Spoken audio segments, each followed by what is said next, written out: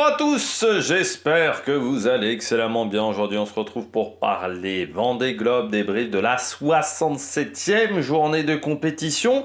Et il s'est passé quand même pas mal de choses aujourd'hui, pas mal de petits problèmes techniques pour les concurrents en mer. Donc on va revenir sur tout ça. N'hésitez pas à vous abonner à la chaîne, à réagir dans les commentaires, à mettre un pouce bleu, à partager la vidéo sur les réseaux sociaux, notamment auprès de vos proches si vous pensez que ça peut les intéresser. Dans les commentaires, n'hésitez pas à me dire qui vous a plu, qui vous a déçu. Quand vous vous abonnez à la chaîne, vous pouvez rajouter la petite cloche, comme ça vous êtes au courant des dernières vidéos qui sortent, notamment les présentations cyclistes qui vont reprendre le Dakar, le biathlon, et puis le tournoi destination en février. Enfin voilà, il y a encore pas mal de contenu qui va arriver sur la chaîne. Et le Vendée Globe qui continue. Et puis, on va commencer tout de suite. Si vous avez les moyens et que vous voulez faire un Super 5, vous pouvez le faire. Ça se passe dans les commentaires. Et le deuxième moyen de me soutenir, c'est de cliquer rapidement sur les miniatures, sur les notifications, parce que ça permet à YouTube de mettre en avant les vidéos. On commence tout de suite avec Sébastien Simon. Sébastien Simon qui doit arriver, là il est 21h pour moi, donc pour vous il doit être plutôt 22h, on va dire 21h45, 22h le temps d'encoder la vidéo.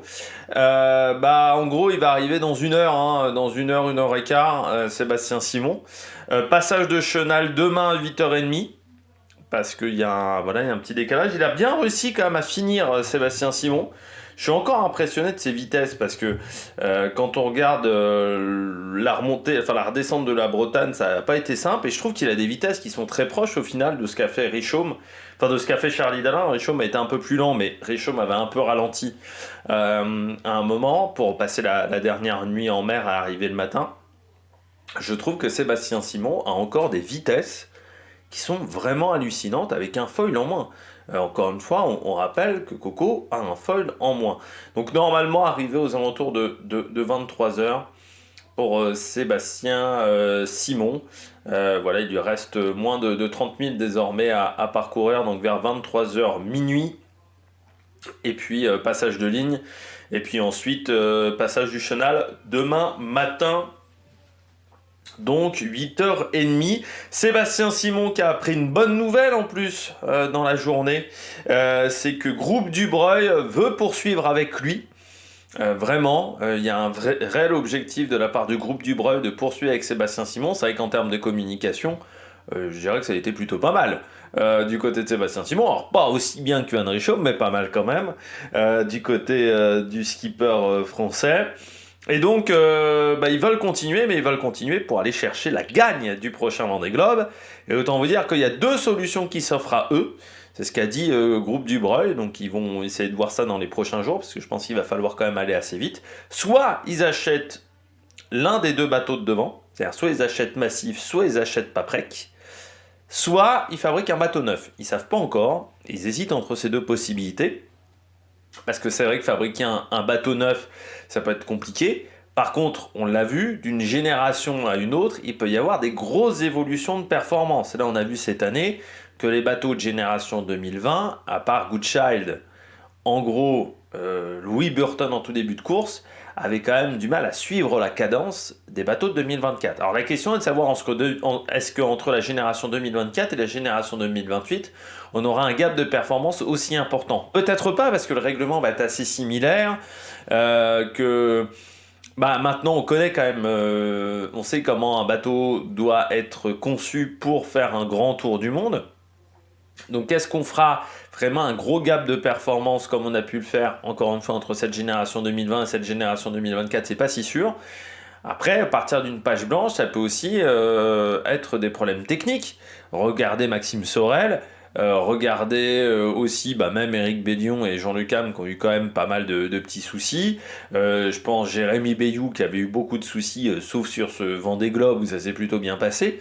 Mais c'est vrai que partir avec un bateau neuf, c'est aussi le risque, Bestaven par exemple qui a dû abandonner, d'avoir un risque d'abandon plus important. Mais bon, c'est pas sûr, donc on verra quelle sera l'option choisie par Sébastien Simon et Groupe Dubreuil. Mais voilà, bonne nouvelle, un sponsor qui poursuit, lui on sait quel sera son objectif, ça sera l'IMOCA pour 2028. On peut déjà le dire, il repartira en IMOCA avec Groupe Dubreuil. La question maintenant c'est de savoir le bateau Et ça, c'est compliqué, je peux vous dire, parce que le règlement pour les nouveaux bateaux va être un peu plus contraignant.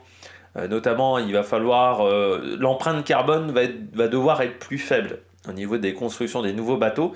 Donc, est-ce que les nouveaux bateaux arriveront à être plus rapides que les anciens? C'est une question. C'est vrai que le règlement 2028 n'est pas si évident que ça pour des nouveaux bateaux. Donc on verra quelle sera l'option prise par Sébastien Simon. Surtout que désormais le système de qualification est un petit peu différent de ce qu'on a connu sur ce Vendée Globe. Sur ce Vendée Globe, il y avait un système de qualification qui était plus favorable pour les bateaux neufs que pour les bateaux anciens, parce que les bateaux neufs n'étaient pas dans le même classement en termes de nombre de milles effectués que les bateaux anciens. Les bateaux neufs avaient un peu plus de chance, et ce qui fait qu'ils se sont tous qualifiés sauf un qui n'a pas pu se qualifier au niveau des bateaux neufs. Là, pour 2028, le classement sera fait différemment parce qu'on prendra le top, les 37 meilleurs concurrents du classement IMOCA. Donc, le classement fait par la classe IMOCA, donc sur toutes les courses, vous gagnez des points par rapport à vos classements et par rapport aux coefficients de certaines épreuves. Il y a des épreuves qui rapportent plus que d'autres, selon leur réputation, leur renommée, en sachant que ce Vendée Globe compte. Donc Sébastien Simon va prendre des points déjà avec sa 3e place, et que ça sera plus lié au bateau, ça sera lié au skipper. Et il faudra être dans les 37 meilleurs skippers du classement IMOCA, ou sinon, il faudra récupérer l'une des 3 invitations distribuées par l'organisateur, en sachant qu'on restera à 40 bateaux. Normalement, il n'y aura pas ni 41 ni 42 bateaux, ce qui avait pu être envisagé, notamment pour cette édition à un moment du Vendée, mais on va rester à 40 bateaux pour des questions de sécurité et pour des questions de suivi des concurrents. Parce qu'au-delà, ça commence à être compliqué pour suivre tous les concurrents. Notamment la route du Rhum, par exemple, où on a quasiment une centaine de bateaux au départ, ou la Fastnet aussi, où il y a beaucoup de bateaux au départ. C'est pas forcément évident de suivre tout le monde. Ça peut être un petit peu compliqué. Donc on verra ça du côté de Sébastien Simon. Donc vous voyez là en ce moment, il est dans des conditions de vent qui sont... ça commence à être de plus en plus compliqué en termes de vent. Ça va baisser au fur et à mesure. En plus là pendant la nuit, ça va être assez calme. Bon, voilà, encore une fois, une arrivée dans 2-3 heures, voilà, normalement, du côté de Sébastien Simon. Hop là, Jérémy Bayou, Sam Goodchild. Jérémy Bayou, qui a repris un petit peu d'avance sur Sam Goodchild. Alors, c'est pas énorme, c'est 4-5 000 pour le moment, mais c'est vrai que Goodchild était assez surpris sur les capacités de Jérémy Bayou à faire accélérer son bateau. C'est ce qu'il disait un petit peu en interview. Alors là, pourtant, ce qui est marrant, c'est que là, il a repris de la vitesse. Là, il avait repris pas mal de vitesse, donc ce qui fait que l'écart s'est stabilisé. Mais c'est vrai que c'était une interrogation de Sam Goodchild de dire il arrive quand même à aller très vite, à réaccélérer. Alors eux, bon, on va pas se mentir, ils vont avoir pas mal de vent là dans les prochaines heures. Ensuite, cette zone de transition, il va falloir gérer le front, savoir de quel côté on passe, si on passe est ou ouest, parce que vu comment ils sont positionnés, ça va être un peu ça leur réflexion, et ça va commencer demain. Demain, dans 24 heures, vous voyez là où ils sont positionnés, demain, ils sont dans cette zone de transition, donc il va falloir gérer avec du vent portant, mais du vent qui va être plus faible, et surtout gérer... est-ce qu'à l'est, on a suffisamment de place pour passer sans être ralenti, ou est-ce qu'il faut aller droit sur le front? La question, c'est d'aller droit sur le front, c'est potentiellement endommager le bateau. Or, on voit quand même, aujourd'hui notamment, que les bateaux ne sont plus si frais que ça. Donc ça va être la grande question pour ce petit groupe-là, et puis même les concurrents derrière, de savoir qu'est-ce qu'il faut faire et où il faut passer. Sam Goodchild, en passant avec son vulnérable... Des petites réparations aujourd'hui, notamment un souci de latte de grand voile. Donc, vous savez, la latte de grand voile, c'est ce qui permet un petit peu de rigidifier cette grand voile, qui permet à cette grand voile en fait de pas changer de forme, de rester avec le même aspect, la même forme. Donc c'est des lattes qui sont assez rigides. Et en fait, ces lattes de grand voile, il y en avait une qui était cassée, usée.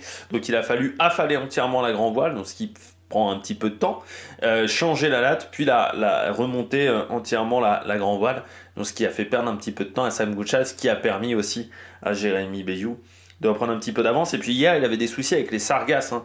Donc les sargasses, ce sont des algues, alors qui sont très présentes. On en avait peu parlé lors de la descente de l'Atlantique, parce qu'on était concentré sur d'autres problèmes que les sargasses, en gros à ce moment-là, hein, le vent qui était hyper instable, on n'arrivait pas à avoir des alizés, c'était vraiment très difficile.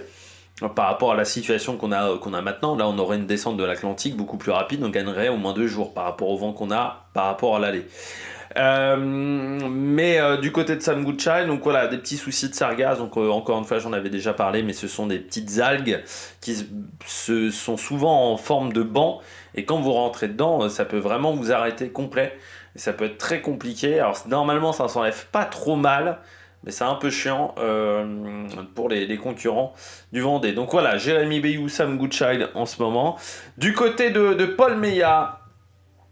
Paul Meillat, le souci de Paul, c'est toujours ses soucis de voile. Hein. Alors Paul Meillat va devoir monter au mât. Il attend une situation plus calme, très clairement, pour monter au mât, surtout au niveau des vagues. Hein. On disait, en fait, j'attends surtout d'avoir une mer très très plate. Pour le moment, là vous voyez, il y a 2,30 m, mais il n'a pas envie de se faire brinque-baller à droite à gauche, parce que si vous avez vu les images de Violette d'Orange, vous voyez que vous pouvez très vite bouger, et quand vous brinque-ballez, le problème c'est que vous êtes raccroché au mât, donc vous pouvez vous faire très mal, vous faire des bleus, vous faire assez mal dans ce genre de cas, donc il faut faire vraiment attention. Et du côté de Paul Meillat, on voit, hein, ça gêne un peu sa vitesse de progression, alors même si je trouve qu'il arrive quand même à tenir encore une belle cadence par rapport à Goodchild et Bayou, et surtout par rapport à Nicolas Lunven derrière, parce que Lunven n'arrive pas à aller beaucoup plus vite que Paul Meillat. Le problème, c'est qu'il a un souci, toujours avec un étai. Donc l'étai, c'est ce qui permet de stabiliser en fait le mât aussi. L'étai de J2, il a ce rôle, c'est un gros câble. Enfin, c'est un câble, et l'étai, en fait, c'est ce qui retient en dessous. Et ça permet de stabiliser énormément le mât. Et si vous n'avez pas tout ce système-là, le mât devient brinque-ballant, parce qu'il est plus stabilisé autant. Et je rappelle qu'un IMOCA, ça fait 18 mètres, mais un mât, ça fait 29, entre 27 et 29, selon les bateaux. Donc 29 mètres qui n'est plus stabilisé en l'air. Donc il faut des gros câbles, et cette voile de J2, elle a cet intérêt-là de maintenir ce mât en place. Et là, autant vous dire que ça brinque-balle un peu plus du côté de Paul Meillat, même s'il a sécurisé, on va dire, l'ensemble. Il a quand même une petite fragilité de ce côté-là, et ça serait con de finir avec un gréement vraiment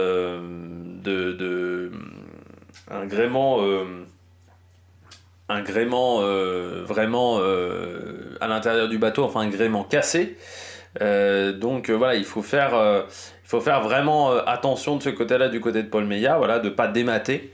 D'être obligé de finir avec un gréement de fortune, voilà, c'est le mot que je cherchais, comme ce qui s'est passé du côté de Pip Air. Vous avez vu le temps que ça a mis pour rejoindre l'Australie avec Pip Air, donc ça peut être aussi compliqué du côté de Paul Meillat. On descend un petit peu dans la hiérarchie.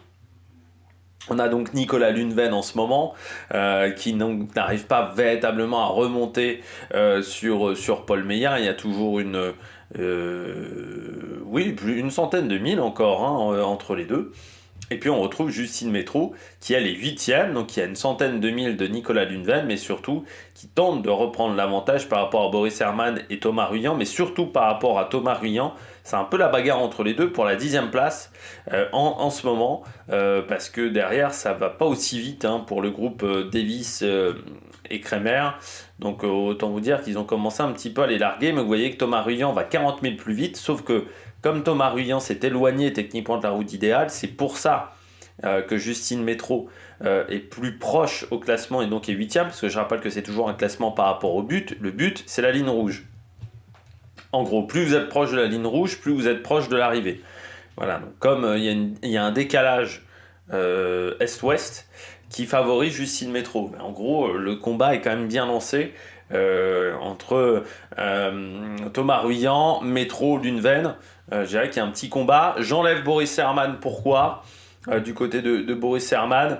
Eh bien, parce qu'il a eu un nouveau problème technique, Boris Herrmann. l'Allemand Boris Herrmann, qui a heurté un OVNI. Moi j'appelle ça un OVNI, mais en fait c'est un objet flottant non identifié, donc ça peut être un objet ou un animal. Normalement c'est un autre terme maintenant, parce qu'ils ont rajouté animal. Mais grosso modo, il a frappé quelque chose avec son foil bâbord, et le foil bâbord est irréparable.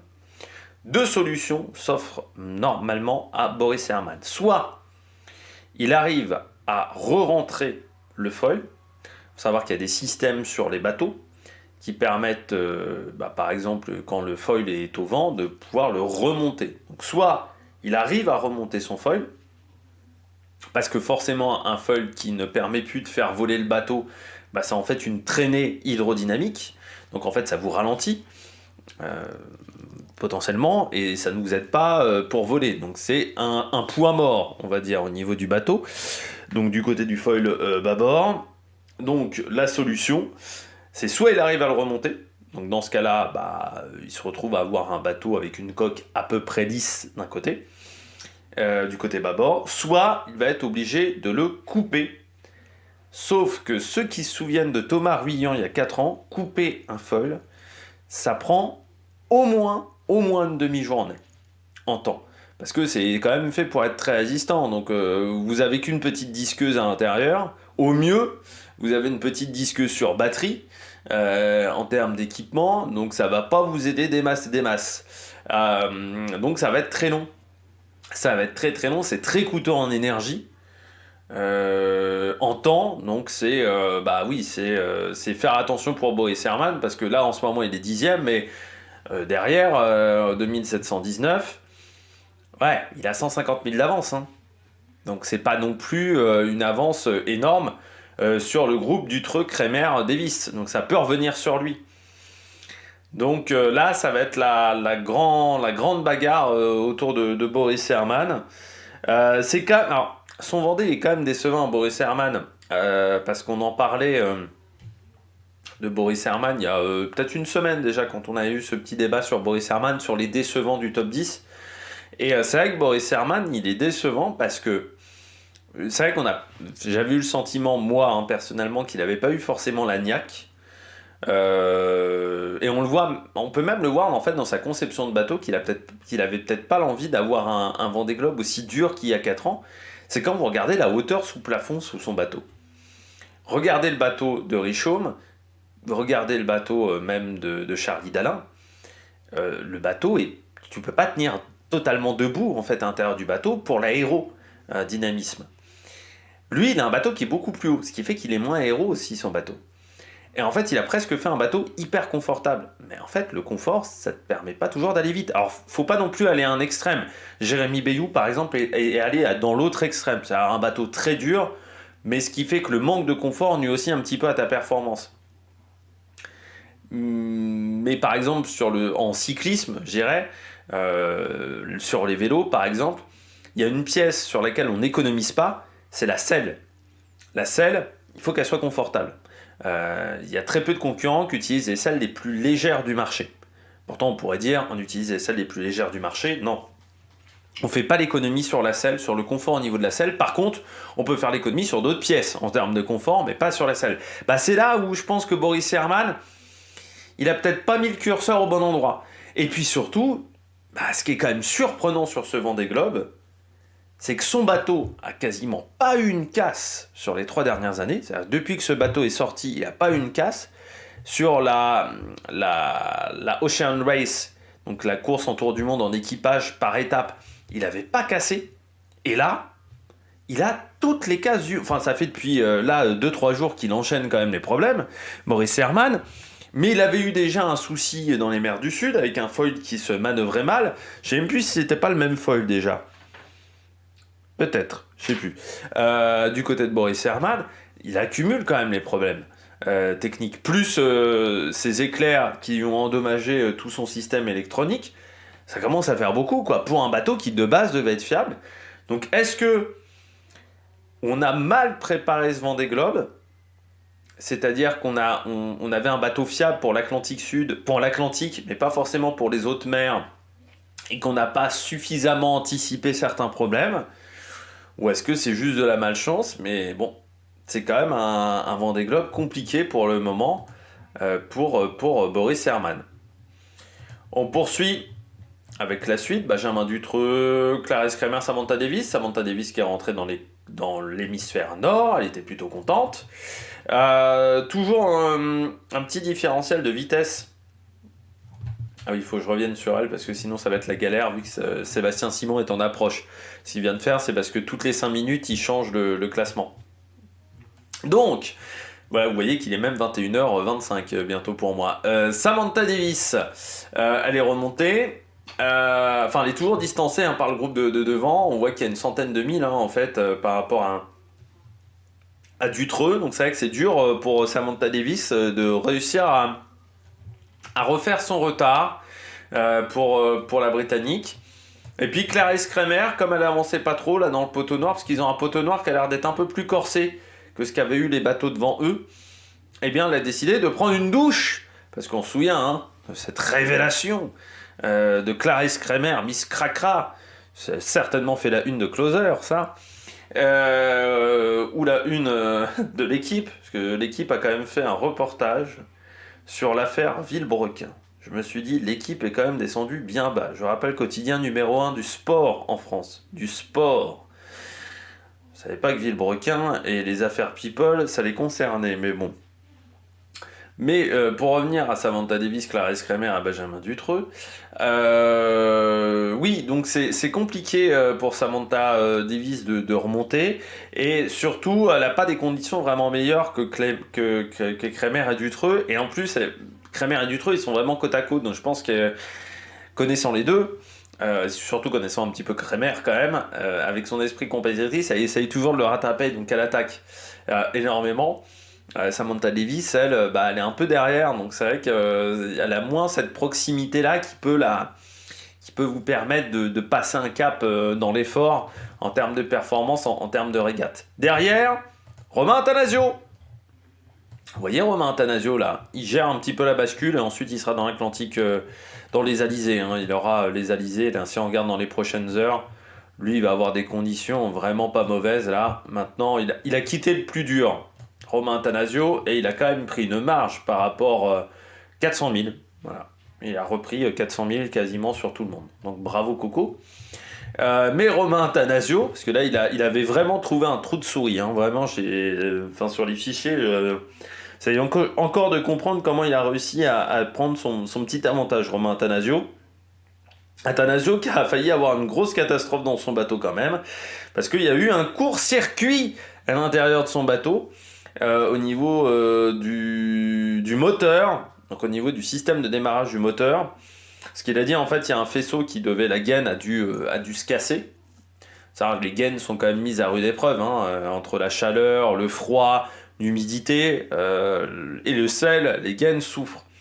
Et en fait, le fil devait être devait plus être sous la gaine, en contact avec le carbone, donc ça a dû faire un court-circuit. Donc il n'est pas arrivé aux flammes comme Jérémy Bayou, où il y avait eu beaucoup de fumée, un petit peu de flamèche. Enfin, c'était incandescent. Lui, il a réussi à arrêter avant, mais il disait maintenant, le problème, c'est que mon bateau pue le cramé. Vraiment, le plastique cramé. Il n'a pas de souci avec son démarreur, parce qu'au départ, il pensait que ça avait endommagé le démarreur. Il n'a pas de souci avec son démarreur, donc ça, c'est aussi une bonne nouvelle. Voilà, il a dû faire des petites réparations, mais surtout ça puait le cramer.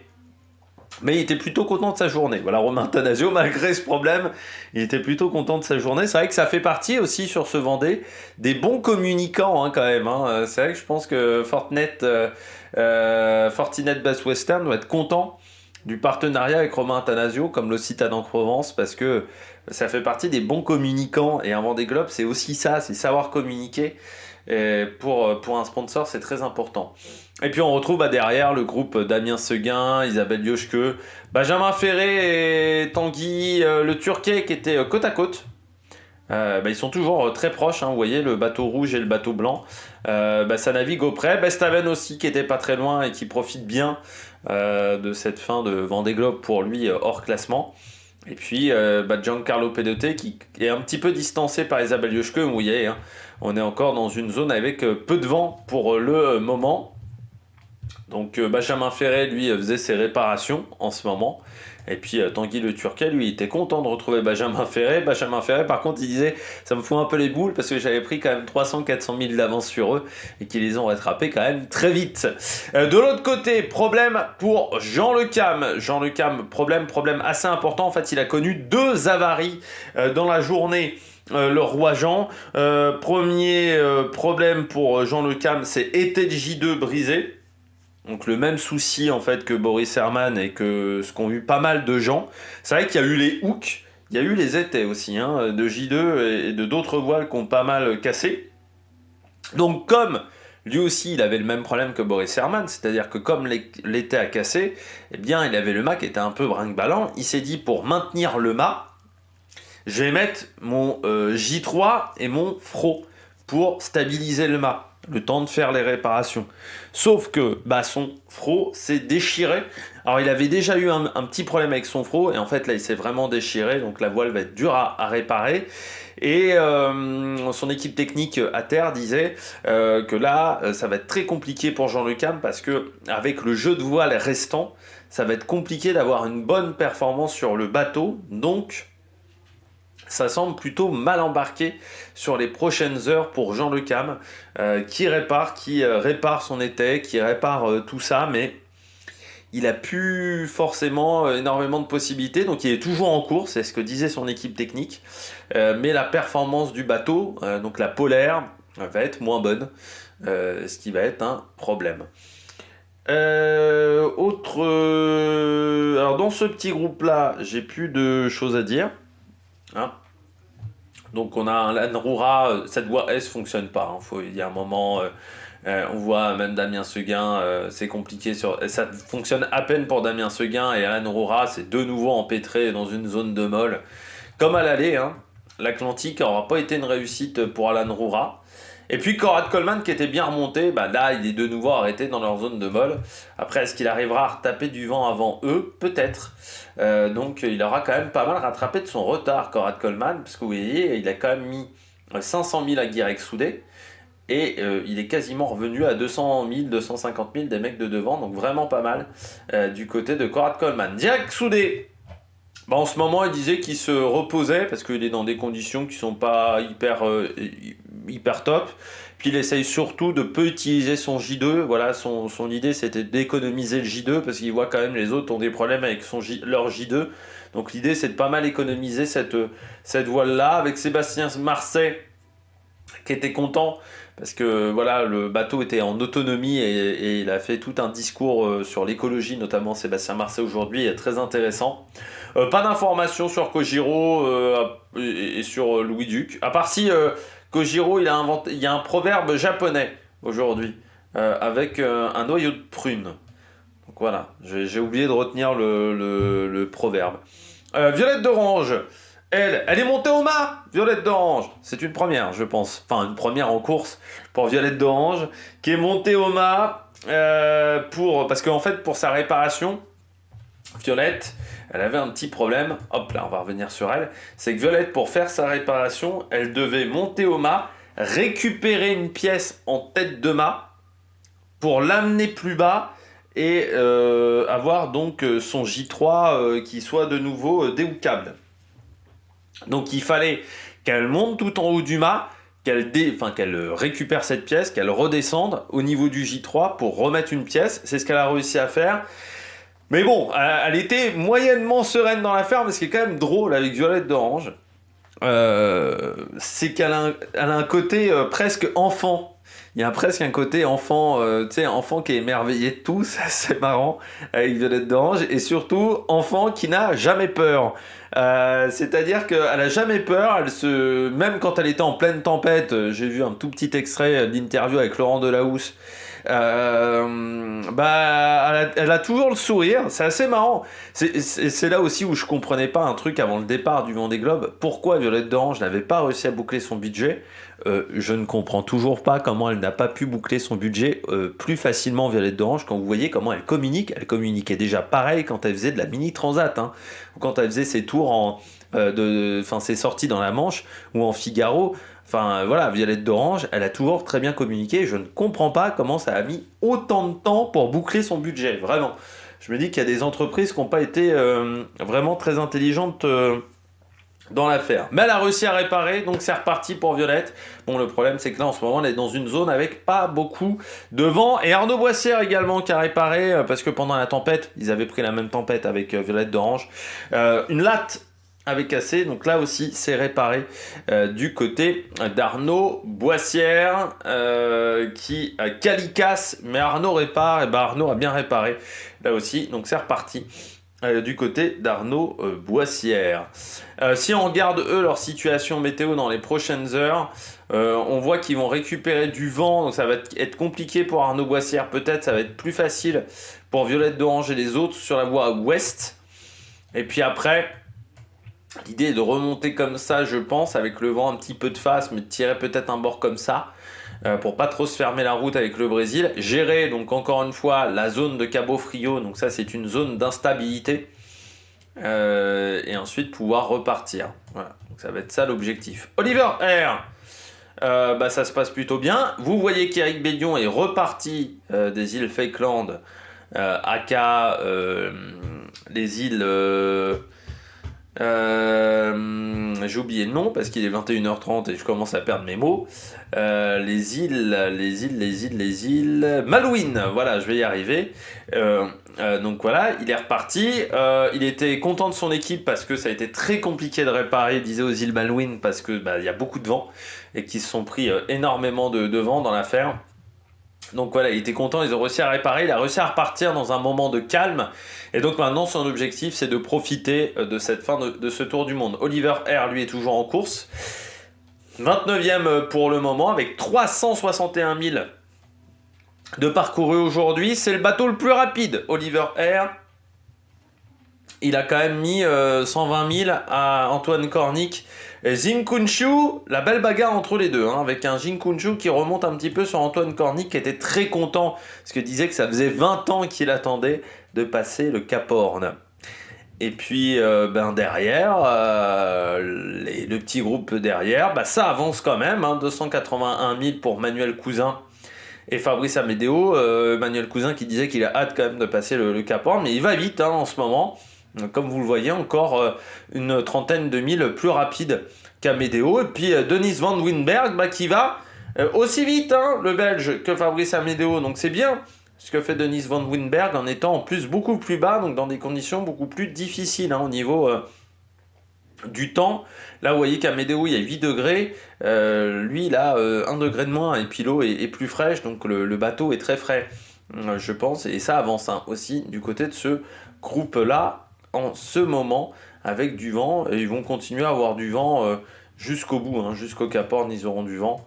Donc, normalement, il n'y aura pas trop de zones de molle pour eux, pour arriver au Cap Horn. Après, l'idée est surtout de passer le Cap Horn sans trop de dommages, donc ils vont peut-être un moment freiner.